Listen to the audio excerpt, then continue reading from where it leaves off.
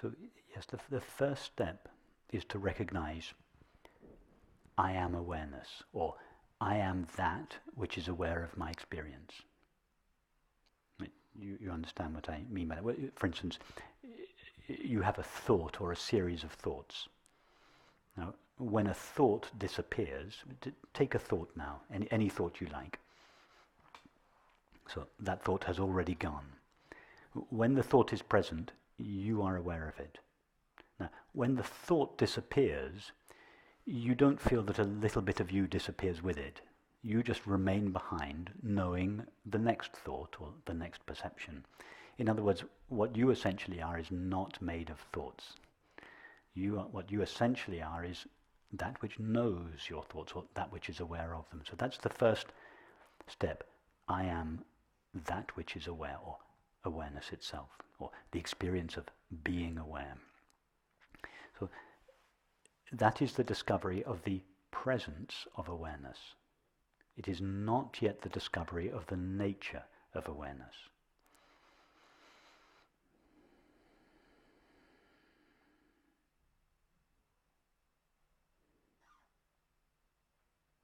So there is a further step that is necessary to discover the nature of that awareness, because we're talking now not in the abstract about awareness, we're talking about ourself. We have discovered that what I essentially am is awareness. So we're talking about the discovery of the exploration and discovery of the essential nature of ourself.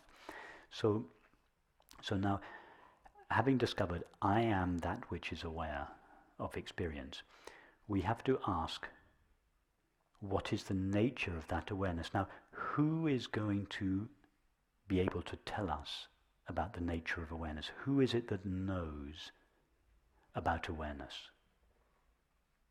Who is it that knows, for instance, that there is awareness? Who or what?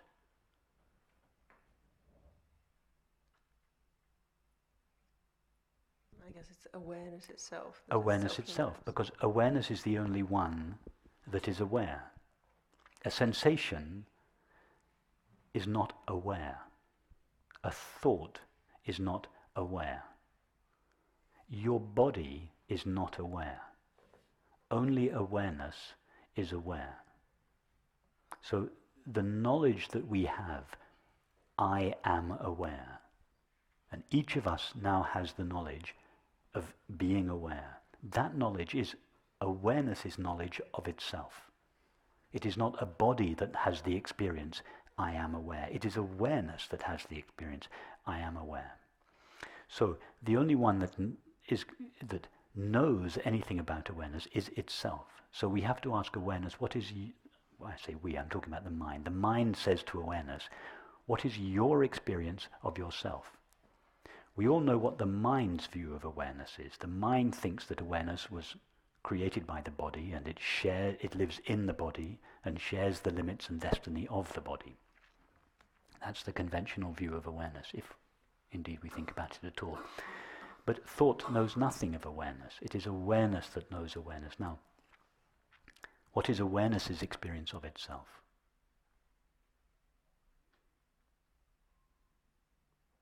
You are that which is aware of your experience. So if instead of being aware of your thoughts, you now become aware of the experience of being aware, what do you find there?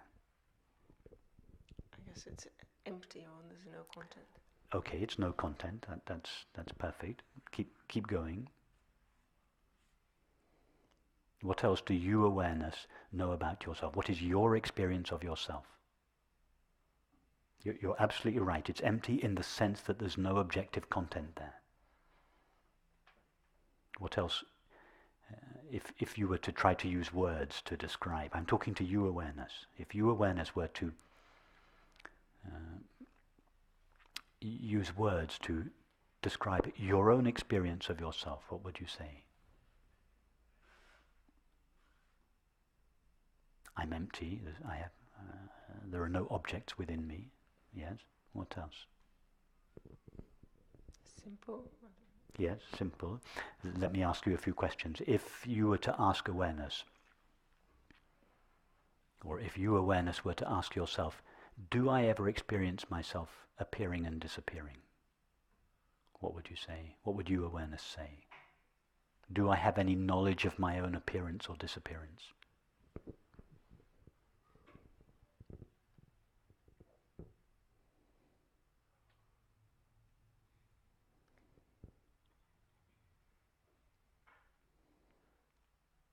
No, and I guess my related question about the sleep is to do with content. Yeah.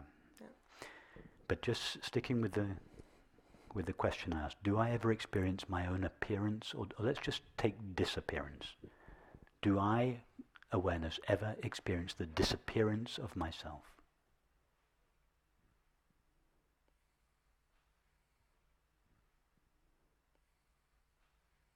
No. Have I, awareness, ever experienced the appearance of myself? How do I know then that I do disappear or appear? I don't. That's what thought says about me. Why? Because thought identifies me with the body, with objects. Thought notices that objects appear and disappear, so it presumes that consciousness appears and disappears. But if we ask the one who knows, and awareness is the only one that is aware, if we ask awareness, what is your experience of yourself? Do you ever experience yourself disappearing? Awareness goes silent, just as you did. And in that silence, awareness was exploring itself, looking for the experience of its own disappearance. And you realize, no, I, awareness, have never had the experience of my own disappearance or death. Therefore, in my own experience of myself, I am without disappearance or death. I am without appearance or birth.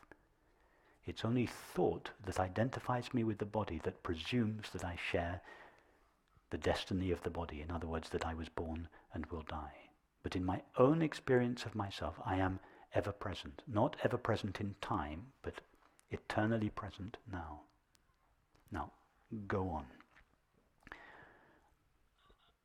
If I were to ask you, awareness, do you ever experience a limit in yourself? In order to answer that question, you, awareness, have to explore yourself. See if you can find the edge of yourself. Try to do that.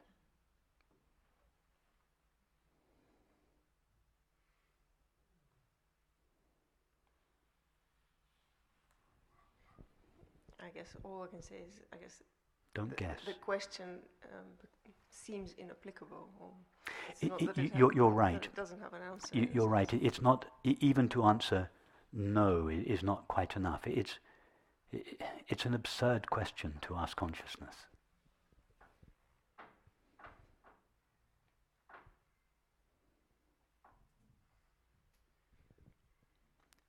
Ask yourself, awareness, do you, awareness, ever come in contact with anything outside of yourself? Try now to come in contact with something outside awareness.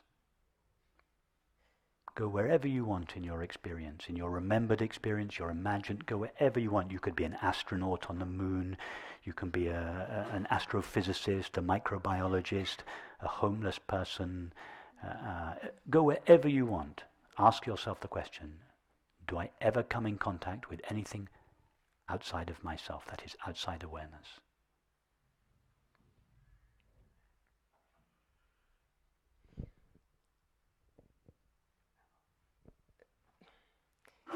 On the other hand, this is perhaps the mind speaking, but shouldn't then, the contents of awareness in this case are very particular. And but when we're not interested, your question was about the nature of awareness. Mm-hmm. I want to keep on your question. Mm-hmm. So you wanted to know about the nature, not just establishing the first step, the presence of awareness. Mm-hmm. Your question was about the second step. How do we explore the nature of awareness? So I'm giving you those tools. Stay on track with me. Do you, awareness, ever come in contact with anything outside of yourself?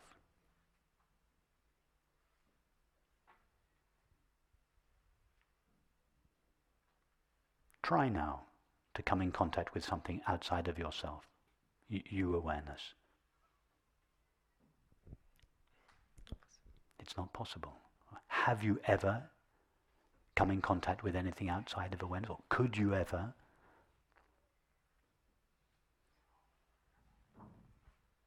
Has anyone here ever come in contact with anything outside awareness? It's not possible. Why do we think there is something outside awareness? It's a religion. It's the religion of materialism. Matter in this context is defined as that which exists outside consciousness. What is that stuff? Nobody's ever found it. Physicists are still looking for it. The more they look into matter, the less like matter they realize it is. And they're onto something. They're right. Matter is not matter. Matter is what consciousness looks like from the perspective of the finite mind.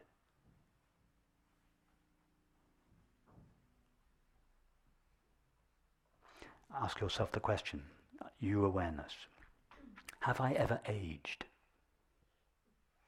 No, and that's actually where I think my recognition of what you're talking about arises from, because experientially I do very much recognize the little girl and the middle-aged woman being Yes. one and the same and being unchanged. But it's a very common experience, and not just with people who are interested in spiritual matters, but everyone, or many, many people experience that as they get older, and as they turn 50 and they feel that they're on the home straight, they're beginning to approach death, people spontaneously feel, you often hear people say this, I don't really feel I'm getting any older.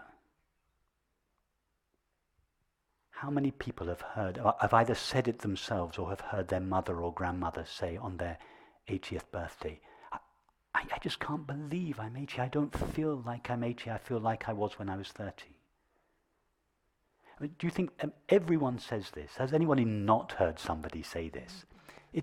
Do you think this is just a fanciful, a kind of aberration of the mind that happens when you're 80? Or is it an intuition that as we approach death and the forms of our lives begin to loosen up and fall away, that there is this intuition, what I essentially am is not aging? That's what it is. That's what that recognition is that everybody has. What I essentially am now was the same little girl that I was when I was 5 years old. There's something in me that's the same pristine, unchangeable, unmovable, unhurtable, indestructible self or presence or being that I always am. Everyone has this intuition. And then we just override it. The thought overrides it and says, oh, don't be so stupid, you're going to die. You're getting old, you're sick, etc. And all our culture tries to persuade us that that is the case. So these intuitions, they get buried. We keep them kind of private and maybe tell one or two friends. But something in us knows that our intuitions are a taste of something that is true. They are a taste of our immortality. But it seems to me that it's like, if I can put it in the terms of the center of gravity, it seems that the center of gravity is sometimes in that awareness. Yes, exactly. And sometimes in the person and the character. That's a very good way of putting it. Yes, it's our center of gravity shifts.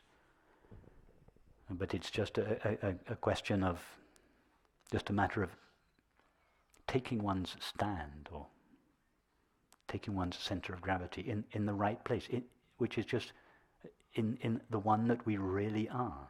Instead of investing our identity in a collection of changing, disappearing thoughts, feelings, sensations and perceptions, invest our identity in that which we are. The simple experience of being aware, and nothing ever happens to the experience of being aware. It is always in the same pristine condition. Let's carry on. If I were to ask you, awareness, have you ever been stained by any experience? No.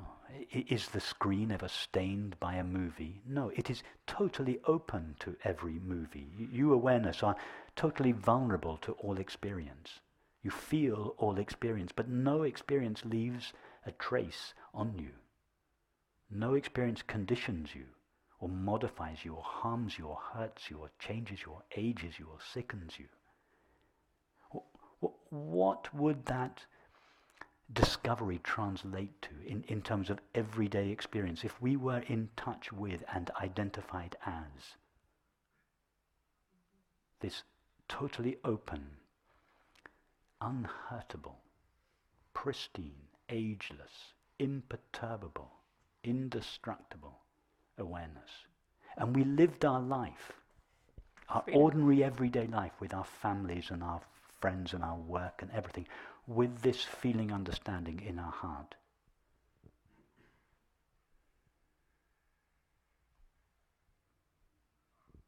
Freedom, I would say. It would be freedom, but it would be freedom, not an aloof freedom in the background, not just the witnessing presence of awareness in the background of experience, but right in the midst of our lives, our colourful lives with work and family or whatever it is.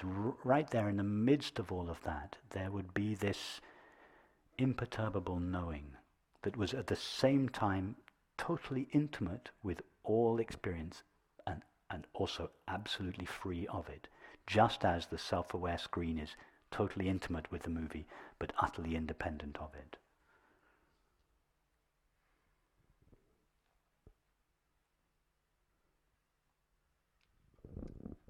But from what I hear is that the center of gravity would then have to stabilize in that open state. Yes. Can you say something about how that happens?